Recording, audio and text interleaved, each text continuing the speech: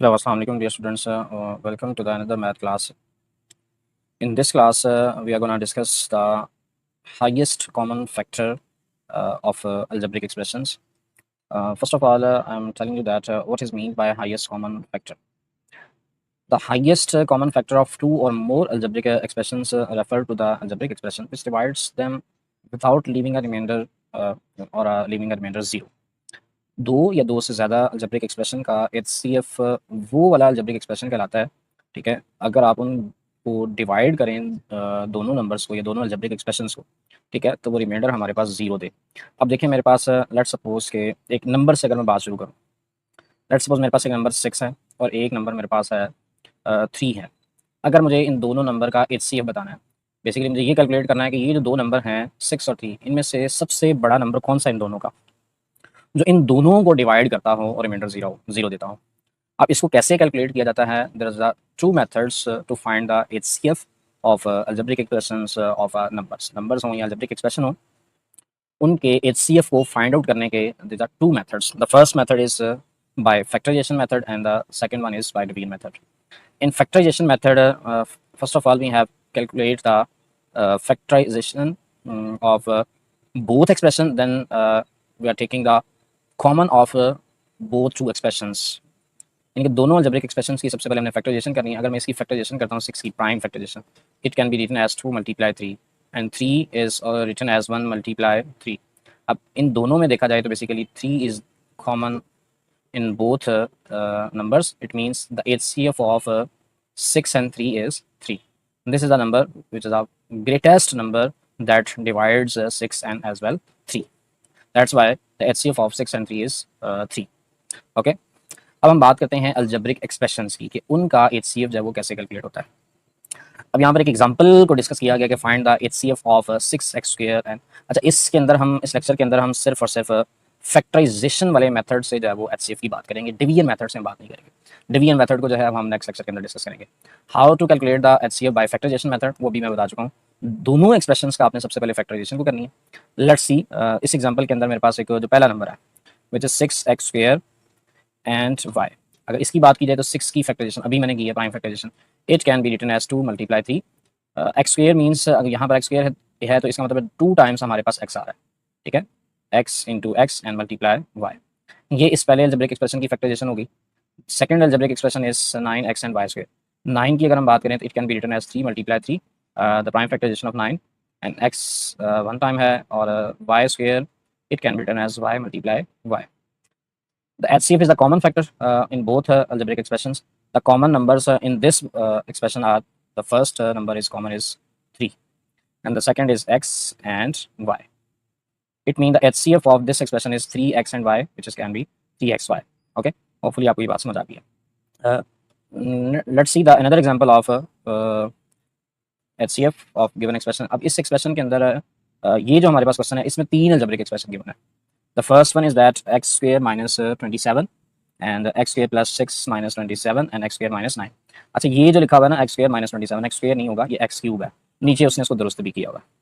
अब इसकी फैक्टराइजेशन किस तरह से है, यानी कि इस तरह के अलजेब्रिक एक्सप्रेशन की फैक्टराइजेशन ये हम ऑलरेडी जो है ना वो इससे प्रीवियस लेक्चर के अंदर हम डिस्कस कर चुके हुए हैं कि ये x³ है, ये जो 27 है इसको भी लिख सकते हैं 3 का क्यूब। तो ये हमारे पास एक फॉर्मूला है, ठीक है, a³ minus b³ which is equal to a minus b यानी x minus 3, then a² which is x² plus ab 3x and plus b² which is 3² which is equal to 9। तो ये इसकी हमारे पास फैक्टराइजेशन हो जाएगी। सेम इसी तरह से हमारे पास आ रहा है x² plus 6x plus minus 27, इसकी बेसिकली मिड टर्म ब्रेक ही रहेगी। अब मिड टर्म ब्रेक का प्रोसीजर क्या था कि जो कांस्टेंट होता है उसको हमेशा x² के कोफिशिएंट के साथ मल्टीप्लाई किया जाएगा। माइनस 27 जो है वो मल्टीप्लाई होगा हमारे पास 1 के साथ which is equal to minus 27। अब माइनस 27 के फैक्टर्स हमने इस तरह तलाश करने हैं कि मल्टीप्लाई करने पर मेरे पास क्या आ रहा हो, वो बेसिकली आ जाए मेरे पास 27, लेकिन ऐड करने पर हमारे पास क्या आ रहा हो 6 आ जाए।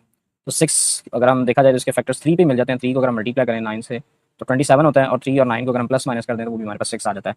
यानी कि पॉजिटिव नेगेटिव 3 ले लें और पॉजिटिव 9 ले लें तो मल्टीप्लाई करने पर भी माइनस 27 आएगा और ऐड करने पर 6 बन जाएगा। तो यही देखें 6 को उसने लिखा 9x माइनस 3x माइनस 27। तो इन दोनों के अंदर से हमारे पास कॉमन आता है वो x आता है, तो x प्लस 9 बचेगा, यहाँ से minus 3 common x plus 9, then x plus 9 पर कॉमन है, बाकी x माइनस 3 आ जाएगा। तो ये इसकी भी फैक्टराइजेशन होगी।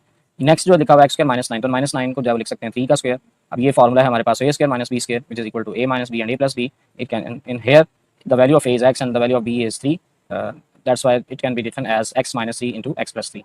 The HCF of these three expressions are the common factor of three expressions. What the common factor of in these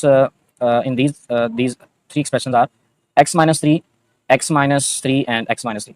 इन तीनों के अंदर देखा जाए तो x minus 3 पड़ा हुआ है, जिसका मतलब इसका जो HCF होगा बेसिकली x minus 3 होगा. तो ये इस तरह की दो एग्जांपल्स को हमने डिस्कस कर लिया जो कि फैक्टराइजेशन मेथड से हमारे पास सॉल्व हो रही थी. अच्छा, इसी से रिलेटेड मैं अब इसकी एक्सरसाइज के कुछ क्वेश्चंस हैं उनको मैं डिस्कस करता हूँ, ठीक है, जो कि 4.3 का पहला सवाल है, जिसमें हम बात करने लगे हैं कि फैक्टराइजेशन मेथड से HCF जो है वो किस तरह से कैलकुलेट होता है. इसके टोटल 6 पार्ट्स आ रहे हैं 4.3 के क्वेश्चन 1 के, तो इन सारे पार्ट्स को हम डिस्कस करते हैं बारी बारी. क्वेश्चन नंबर 1 को हम सॉल्व करने जा रहे हैं, जो कि हमारे पास उसने कहा find HCF by factorization method से हमने इसको जो है वो सॉल्व करना है. The first part is that इसमें जो एक्सप्रेशन गिवन है 21 x square y and 35 x y square, इसकी सबसे पहले हम फैक्टराइजेशन को करेंगे, फैक्टराइज करेंगे इन दोनों एक्सप्रेशन को. उसके बाद देखेंगे इनमें सबसे बड़ी वैल्यू जो कॉमन आ रही है, मैक्सिमम टर्म जो कॉमन आ रही है वो क्या हो सकती है. यहाँ पर पहला जो एक्सप्रेशन है वो 21 एक्स स्क्वायर और वाई है. अगर हम 21 की बात करें ना तो 21 जो है वो इसकी फैक्टराइजेशन की बात करें तो ये मेरे पास 3 पर डिविजिबल है. 3 7 21 होता है और 7 1 7 होता है. It mean 21 is written as 3 multiply 7. ये एक्स स्क्वायर है तो इसका मतलब एक्स स्क्वायर को 2 टाइम्स हम लिख सकते हैं. 2 एक्स स्क्वायर है तो ये एक एक्स ये आ जाएगा और साथ में मजीद एक एक्स लिखा जाएगा. वाई जो कि एक ही दफ़ा है तो एक वाई आ जाएगा. तो ये इसकी फैक्टराइजेशन कहलाएगी. तो नेक्स्ट जो एक्सप्रेशन है वो हमारे पास 35 एक्स और वाई स्क्वायर है. 35 की अगर हम फैक्टराइजेशन करें बाय प्राइम फैक्टराइजेशन तो ये 5 पर डिविजिबल है. 5 7 35 पर 7 1 7 होगा. तो इसका मतलब 35 को लिख सकते हैं 5 मल्टीप्लाई 7 एंड एक्स एक ही दफ़ा आ जाएगा और वाई स्क्वायर का मतलब है 2 टाइम्स हमारे पास वाई आ जाएगा. अब इसमें मुझे देखना है कि ये जो मेरे पास एक्सप्रेशन आया है दोनों की फैक्टराइजेशन हो चुकी है, इनके अंदर कॉमन क्या है. जो कॉमन होगा वो बेसिकली इसका HCF कहलाएगा, हाईएस्ट कॉमन फैक्टर होगा.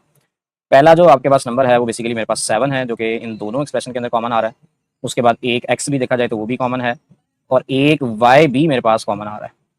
इट मीन्स के 7x एंड y ये बेसिकली हमारे पास इस एक्सप्रेशन का क्या होगा, HCF हो जाएगा.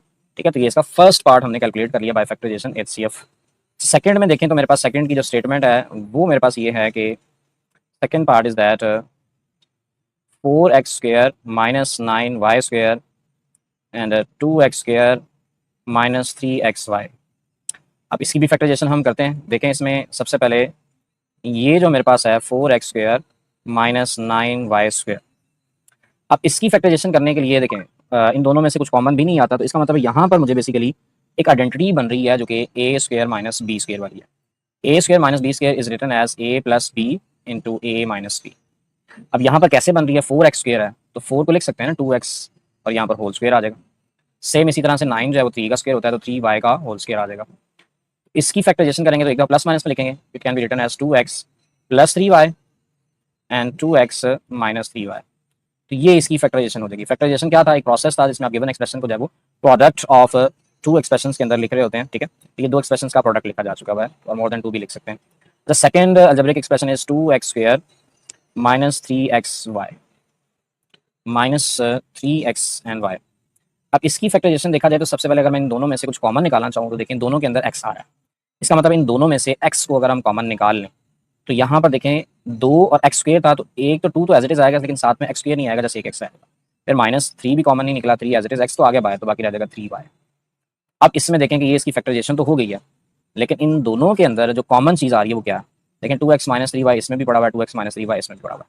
इसका मतलब है इसका जो HCF होगा वो बेसिकली हमारे पास बाय फैक्टराइजेशन हमें ये पता चल रहा है 2x माइनस 3y. ये वो हमारे पास एक्सप्रेशन है जो इसको दोनों को कंप्लीटली डिवाइड करता है, मैक्सिममली रिमाइंडर 0 दे रहा होता है. ठीक है, तो ये जो है बेटा आपके पास इसका HCF कहलाएगा.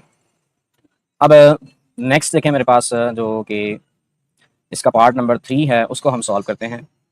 और पार्ट नंबर 3 के अंदर जो 2 एक्सप्रेशंस गिवन हैं उसमें the first is that x cube minus 1 and second expression is x square plus x plus 1. अच्छा, पहले वाले एक्सप्रेशन में देखा जाए तो मेरे पास आ रहा है एक्स क्यूब माइनस 1. अब यहाँ पर इसकी फैक्टराइजेशन कुछ हमने इससे पहले 4.2 के अंदर डिस्कस की है, जो कि इसको कुछ यूँ लिख सकते हैं, ये एक्स क्यूब है तो इस 1 को भी तो लिखा जा सकता है 1 का क्यूब. ये मेरे पास एक आइडेंटिटी है जो कि ए क्यूब माइनस बी क्यूब की है. वो क्या थी, ए माइनस बी, फिर हमारे पास था ए का square plus A B plus B square. According to this identity, it can be, this expression can be written as First of all, here the value of a is x and the value of b is 1. Now, according to the identity, it can be written as a minus b, x minus 1. Then a square, the value of a is x, it means x square plus a b, a is x and b is 1, x multiply 1, which is equal to x, and plus b square, the value of b is 1, the 1 square is equal to 1. This is the factorization of a first expression. The second expression is that x square plus x plus 1. अब इस number की this expression is can not be factorised, इसके अंदर किसी भी तरह से इसकी फैक्टराइजेशन पॉसिबल नहीं है. इट मीन्स इसमें से आपके पास इसको एज इट इज, इसमें से अगर कुछ भी कॉमन आ रहा तो 1 लिख सकते हैं, 1 into x square plus x plus 1. अब इन दोनों के अंदर देखा जाए तो हमारे पास जो कॉमन फैक्टर है, जो दोनों में फैक्टराइजेशन के बाद एक ये भी आ रहा है, इसमें भी आ रहा है, और सेम यहाँ पर भी आ रहा है, x square plus x minus का 1. तो इसका मतलब है इसका जो हमारे पास HCF होगा, ठीक है, इस गिवन एक्सप्रेशन का जो HCF बनता है वो basically x square plus x plus 1 बनता है. ठीक है, तो ये इसका थर्ड पार्ट भी हमारे पास सॉल्व हो गया. तो चलें अब इसके फोर्थ पार्ट को सॉल्व करने की कोशिश में हम शुरू करते हैं. The fourth part is that A cube plus 2a square minus 3a. The second expression is that 2a cube plus 5a square minus 3a. अच्छा, फर्स्ट वाले एक्सप्रेशन में देखें तो मेरे पास इसको अगर मैं सॉल्व करता हूँ, a cube plus 2a square minus 3a. सबसे पहले इन तीनों में देखें तो मेरे पास सारों में एक वैल्यू तो सेम आ रही है, जो कि क्या है, a है. तो इसकी फैक्टराइजेशन के लिए सबसे पहले हम कॉमन फैक्टर निकाल सकते हैं, जो कि मेरे पास a इस तीनों का कॉमन फैक्टर है. तो a को मैं एज ए कॉमन निकालता हूँ. जब यहाँ a क्यूब था, जब एक a कॉमन आ चुका तो बाकी यहाँ पर कितने रह जाएंगे, 2 a square left plus 2a and now minus 3. अब ये बेसिकली हमारे पास एक फैक्टराइजेशन की टाइप है जो कि ट्राइनोमियल्स की थी, यानी कि क्वाड्रेटिक पॉलिनोमियल भी है. इसको मिड टर्म ब्रेक से हम सॉल्व करते हैं. अच्छा, -3 है इसके कोफिशिएंट जो कि a स्क्वायर का 1 है, तो -3 को 1 से जब आप मल्टीप्लाई करेंगे तो -3. अब -3 के फैक्टर्स तलाश करने हैं जिनको मल्टीप्लाई करने पर -3 आए और ऐड करने पर 2 आ जाए. तो हैं बिल्कुल हैं जो कि इटसेल्फ ही हैं, यानी कि a स्क्वायर प्लस का 3 है और माइनस का 1 है, यानी कि माइनस का a है. 3 में से जब आप -1 करेंगे तो पॉजिटिव 2 भी आ जाएगा और 3 को -1 से मल्टीप्लाई करने पर -3 भी आ जाएगा.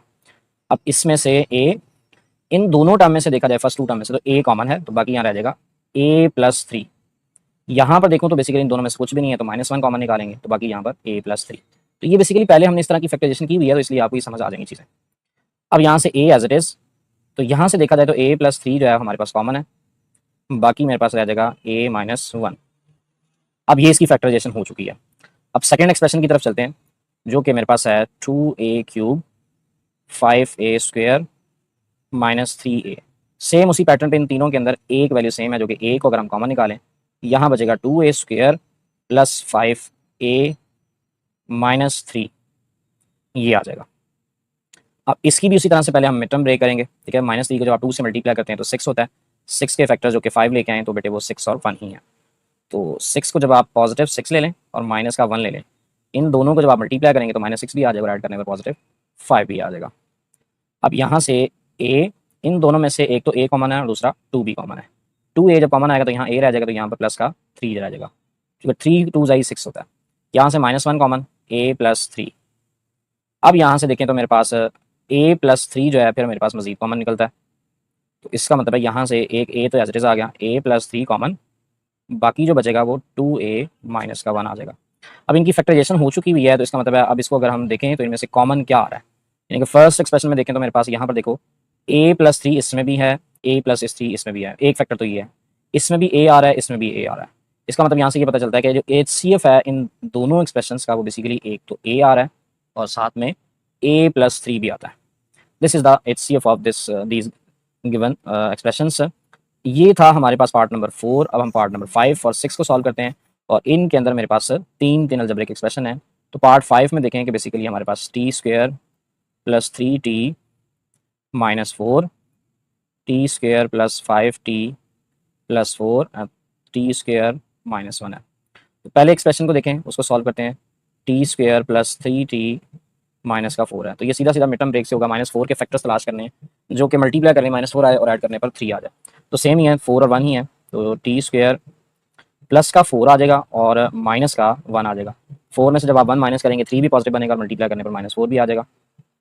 अब पहली दो टर्म में से t को कॉमन निकाल सकते हैं, तो बाकी रह जाएगा t प्लस 4. इनमें से कुछ भी कॉमन नहीं है तो -1 कॉमन, t प्लस 4. जब माइनस कॉमन निकालते हैं तो टर्म्स के साइन चेंज हो जाते हैं. तो t plus four then common आ जाएगा और बाकी हमारे पास टी माइनस वन रह जाएगा। ये इसकी फैक्टराइजेशन होगी। तो देन देखें हमारे पास नेक्स्ट जो है वो T square plus five T plus four है। अब इसको भी देखें तो मेरे पास फोर है और इसके फैक्टर्स ढूंढने हैं, फोर के मल्टीप्लाई करने पर फोर आए और ऐड करने पर फाइव आए, तो फोर और वन ही है, ठीक है। लेकिन दोनों ही अब पॉजिटिव आएंगे क्योंकि हमने मल्टीप्लाई करने पर भी पॉजिटिव नंबर लाना है और ऐड करने पर भी पॉजिटिव, तो फोर और वन आ जाएंगे और लास्ट में प्लस फोर। तो फर्स्ट टू वैल्यूज में से टी कॉमन, बाकी रह जाएगा टी प्लस फोर, देन मेरे पास वन कॉमन और टी प्लस फोर। अब इसमें देखें तो बेसिकली हमारे पास टी प्लस फोर फिर कॉमन है, बाकी यहाँ पर बचता है टी प्लस वन। अब तीसरा एक्सप्रेशन देखूँ तो वो मेरे पास आ रहा है टी स्क्वेयर माइनस वन, ठीक है। उसकी अगर हम फैक्टराइजेशन की बात करें टी स्क्वेयर माइनस वन, इसको हम यूँ लिख सकते हैं टी का भी स्क्वेयर और माइनस वन का भी स्क्वेयर। ये आइडेंटिटी है, एक दफ़ा प्लस में और एक दफ़ा माइनस में आएगा, T plus one T minus one. अब ये इसकी फैक्टराइजेशन तो हो गई है। अब इसमें से देखना है तीनों में कौन सा फैक्टर है जो कॉमन आ रहा हो, तो तीनों के अंदर पढ़ा हुआ हो, ठीक है। तो देखें मेरे पास यहाँ पर इन तीनों के अंदर जो एक्सप्रेशन है, क्या T plus one T plus four इधर भी आ रहा है, टी प्लस फोर इधर भी आ रहा है, लेकिन यहाँ पर नहीं आ रहा। इसके अंदर टी प्लस फोर तो इसकी फैक्टराइजेशन HCF के अंदर नहीं आ सकता। सेम इसी तरह से टी माइनस वन यहाँ पर भी आ रहा है और टी माइनस वन यहाँ नहीं आ रहा, तो ये भी पॉसिबल नहीं है हमारे पास, ठीक है। सेम इसी तरह से टी स्क्वेयर प्लस वन, तो माइनस वन भी इन दोनों में है। इसका मतलब कोई भी ऐसा नंबर नहीं है जो कि इन तीनों के अंदर कॉमन आ रहा हो, तो इसका मतलब है इन तीनों का, एक बात यहाँ से ये भी याद रखें, जब तीनों के अंदर कुछ भी टर्म कॉमन ना हो तो इसका मतलब है वो HCF उसका वन होता है। तो वन तो बेसिकली सारे नंबर्स का ही फैक्टर्स होता है, तो इसलिए इस वाले सवाल का जो HCF होगा वो बेसिकली मेरे पास वन होगा, ठीक है। अच्छा, अब इसके क्वेश्चन नंबर 6 की तरफ चलते हैं जो इसका लास्ट वाला पार्ट है। तो 6 में जो है मेरे पास आ रहा है x square plus 15x plus 56 और x square plus 5x minus 24 और तीसरा एक्सप्रेशन है एक्स स्क्वेयर प्लस 8x है। अब इसकी पहली बात को सॉल्व करते हैं, पहला जो एक्सप्रेशन है उसकी फैक्टराइजेशन करते हैं एक्स स्क्वेयर 15x और 56। तो 56 के फैक्टर ढूंढने हैं जिनको मल्टीप्लाई करें 56 और ऐड करने पर 15, क्योंकि 7 पर मिल जाते हैं, 7 और 8 56 भी होता है और ऐड करेंगे 7 और 8 को तो 15 भी आ जाएगा। तो एक्स स्क्वेयर दोनों ही पॉजिटिव लेंगे, 7x और प्लस का 8x, ठीक है, प्लस 56। फर्स्ट टू टर्म में से x कॉमन तो x प्लस 7 बचता है, यहाँ से 8 कॉमन तो बाकी हमारे पास x प्लस 7 रह जाएगा। अब इसकी फैक्टराइजेशन करें तो बेटे यहाँ पर जो बचेगा मेरे पास एक तो x प्लस 7 फिर कॉमन है, बाकी आ जाता है x प्लस 8। अब इस एक्सप्रेशन की फैक्टराइजेशन होगी तो सेकंड वाले को हम सॉल्व करते हैं। उसमें जो मेरे पास एक्सप्रेशन है वो बेसिकली एक्स स्क्वेयर प्लस का 5x माइनस 24 है। तो 24 के फैक्टर्स जो मल्टीप्लाई करें 24 हो ऐड करने पर 5 हो तो 8 और 3 है, लेकिन एक पॉजिटिव होगा और एक नेगेटिव, क्योंकि पॉजिटिव के 8 आएगा, क्योंकि 8 में से 3 निकलेंगे तो हमारे पास 5 बनेगा पॉजिटिव का, और लास्ट में माइनस 24। तो फर्स्ट में से x कॉमन, बाकी हमारे पास x plus 8 minus 3 common, x plus 8 minus की वजह से साइन चेंज हो जाते हैं जब आप कॉमन निकालते हैं। तो इसमें मेरे पास आ जाएगा x प्लस 8 फिर कॉमन, बाकी रह जाएगा x माइनस 3। तो ये इसकी भी फैक्टराइजेशन होगी। तो लास्ट वाला जो एक्सप्रेशन है वो तो सिंपल है, एक्स के प्लस 8x है, तो इन दोनों में तो सिंपल एक x कॉमन ही आ रहा है, बाकी यहाँ पर x प्लस 8 बचेगा। अब तीनों की जब फैक्टराइजेशन हो गई तो अब उसमें से देखना है कि क्या चीज़ है जो तीनों में सेम आ रही है। तो फर्स्ट वाले एक्सप्रेशन में देखूँ तो मेरे पास यहाँ पर x प्लस 8 यहाँ भी है, इसमें भी x प्लस 8 है, यहाँ भी है। एक तो x प्लस 8 तीनों में कॉमन है और कोई टर्म कॉमन आ रही हो तो कोई भी नहीं है, तो इसका मतलब है इस सवाल का जो HCF है वो बेसिकली x प्लस 8 कहलाएगा, ठीक है। तो ये था हमारे पास क्वेश्चन नंबर 1, हमने सॉल्व कर लिया 4.3 का। तो इस लेक्चर को हम यहीं तक जो है ना वो कंप्लीट करते हैं, तो मिलते हैं फिर हम नेक्स्ट लेक्चर के अंदर, ठीक है। ओके बेटे, अल्लाह हाफिज़।